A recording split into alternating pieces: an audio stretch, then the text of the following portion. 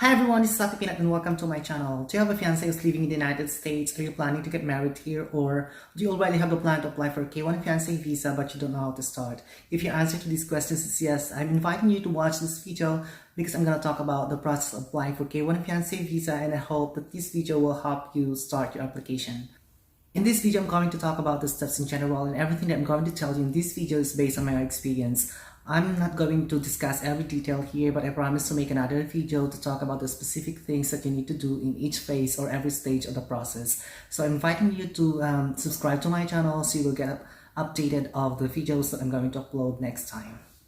I'm from the Philippines, but I had worked in Korea for 2 years, from April 2017 to July 2019, before I came here to the US 2 months ago. I met my fiancé, now my husband, on the later part of May 2017, and we dated for 2 months until July because he had to come back to the US on July 18, 2017. So we only had 2 months to be together in Korea, but it doesn't mean that we were able to spend every day of those 2 months together in South Korea, because he lived in a different province there, and every weekend I would travel to space, or sometimes we would agree to meet each other in Seoul, the capital of South Korea. Most of our relationship was met long distance, and when we were sure that we wanted to settle down, we wanted to get married, we started the process. So we looked for an agency that could help us with the process. You don't need to do this, especially if you want to save money, but if you think that you're not sure what you're doing, then you may do the same, or you may hire an attorney, because believe me, this is a stressful process. The process of K1 Fiancé Visa is quite the undertaking, as it takes several steps and takes several months before you get approved if you and your fiancé are eligible. So the first step is the USCIS filing. If you haven't heard about USCIS, this is the acronym for United States Citizenship and Immigration Services. So your petitioner, your fiancé is living in the United States, files the petition for Alien Fiancé, or the form I-129F. This is a form that asks both your information, so it is important that you are going to fill out this form together. You also need to include a letter of intent to marry. This is a letter signed by you, the beneficiary, which states that you are willing to marry your fiancé or your petitioner within 90 days after your arrival to the United States.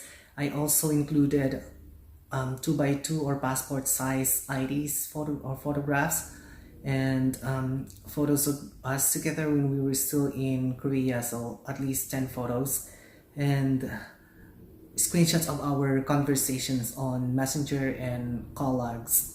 If you're going to submit your photos, it would be better if you have photos with you and your fiancé together with your families and friends. But in my case, because I was in Korea during those times, I did not have any family there, so I could only submit photos of me and my fiancé taken from the different places that we've been together.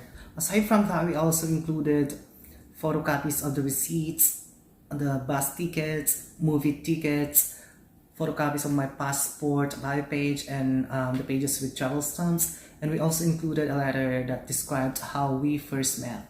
These are the initial documents that accompanied the Form I-129F, or the Petition for Alien Fiancé. So we submitted all those documents to the agency, and the agency submitted those documents to the USCIS in July 2018.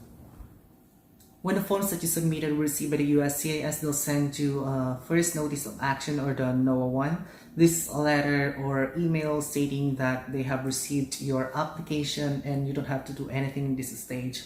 You can check egov.uscis.gov to check the status of your petition using your receipt number. I believe that during this stage, the USCIS is also doing a background check, like criminal record or other information, and so there is a chance that the application might be denied. In our case, after 4 months since the agency who worked with our application sent the documents on July 2018, the USCIS sent us a letter saying that they received the form I-129F on November 5 of the same year. When there's no problem with your petition or application, the USCIS sends you another notice of action, so that is the NOAA 2, which states that your petition has been approved, and they're going to forward it to the DOTS NVC, or the Department of State's National Visa Center. Otherwise, if there are missing documents, or the USCIS needs more evidence, they are going to send you RFE, or the request for evidence. That's why it's very important that you have to check all the documents that you're going to submit together with the Form I-129F that I mentioned on the first part of this video. So the documents like letter of intent to marry, a letter that describes how you first met, photos of you together, your passport, the photocopy of your passport, passport size photographs or IDs, and the other things that I mentioned a while ago. Then in a few days after the NVC or the National Visa Center receives your petition, they will assign you a case number and forwards the petition to the US Embassy or the consulate where you're going to apply for K1 Fiancé Visa. In Form I-129F, there is a question that asks whether the foreign fiancé is going to apply for the visa abroad or in a US consulate near you. And you have to type in the address of the embassy where the beneficiary of foreign fiancé is going to apply. In my case, although I am from the Philippines, I was in Korea when we started the process, and I was sure that I would still be living or I would still be working in Korea when I got interviewed in case the petition would be approved. So I put the address of US Embassy in South Korea in that section of the Form I-129F. When the US Embassy receives your case, it will send you instructions by mail or email. In my case, the US Embassy in Seoul sent the email to my fiancé, now my hubby, and he forwarded the email to me. And in the email, there is an instruction, there is a link that led me to the specific instructions that I needed to do to apply for K1 Fiancé Visa in US Embassy in Seoul. I'm going to discuss this in details on my next videos.